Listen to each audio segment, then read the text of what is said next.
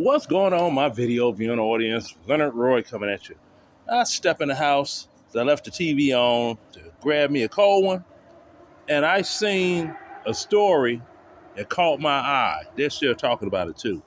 It's on this show called Portia Brewer on her show. You had these black women talking about hair weave, okay, and how it causes dermatitis, a rashing of the, sort of like a rash that I started getting around here, but ain't nobody want. I ain't wearing no damn weave. Some of them things that just happen. You could be out in public, like I was cutting grass or something, and through going through the brush, whatever. I guess I got an allergy to whatever the plants are that were against the fence. Rubbed all on the neck, and I was sweating. And then, okay, that's what it is. Now they trying to blame dermatitis. Talking about hair weave toxins. And they got to throw racism in there, right? So they going to throw in there talking about this environmental racism. Because, with black women, how they wear weave so much. And, it starts with the itching. And you see them doing this.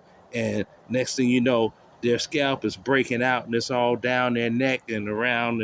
I'm like, oh, my goodness. Here we go. Now, the doctor, the main one, the one that's actually a dermatologist doctor, she's on there with a blonde weave on herself. I'm like, wait a minute. Now, you sitting on TV talking about the dangers of wearing weave and you wearing one. That would be like me having a drug awareness something if I was a drug user and I'm telling people about the downfalls of drugs and I'm shooting up right in front of them or smoking rock or whatever, however people get high. I was never one of them, so I don't know how they do what they do, but I know people do get addicted to drugs. Okay. It don't make no sense. It don't make no sense, right? And like I said, it causes dermatitis, and then they went to the doggone dyes. Not the dyes, the relaxers and stuff. I'm sitting here like, oh my goodness. Relaxers? Really? Now, there are a bunch of guys that back in the day, during the 80s, the Michael Jackson, Beat It, and the hair whip, all that, had the Jerry curls and everything.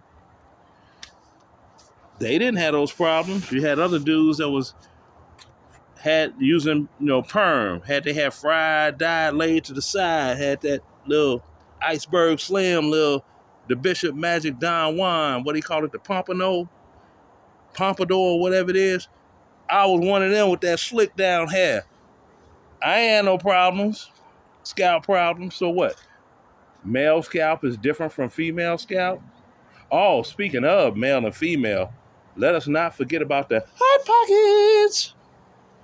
Those dudes wear more hair weave than doggone the sisters. No, the black hot pockets, they wear more weave than the sisters. And think the whole weave, beard, mustache. Looking crazy out in these streets. You don't see them out there self-abusing and but I can't scratch it because if I scratch it, it's gonna cut. Get the hair out of place, whatever it is. So I don't know how they gonna try to differentiate male scalp from female scalp. But I know exactly what it is, and I will tell you all. They don't let their doggone scalp breathe at all. They say that they put it on and take it off at night or whatever it is. No, they don't. They leave that hair hat on 24 hours a day. They put that bonnet on when they sleep. Their natural doggone scalp can't breathe. And they got a civil war going on all up here. Gangbangers up there doing drive-by follicles. Losing all the follicles. But the part that tickled me the most was old girl that's talking about it. I'm sitting here like, you talking about the dangers of weed and the FDA should be doing a study on weave, like they found out lead is bad for children? I don't think so, because y'all wearing that weave and all doing all that stuff to your head. You're doing it because you want to.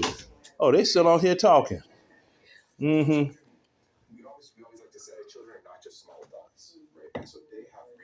Now you got the white guy talking about children. Yeah, we got to test. He's like, got to test for children, right? You got to test for children to make sure products are safe for the children. Because the children don't know. You can't hold the children responsible for doing this and doing that.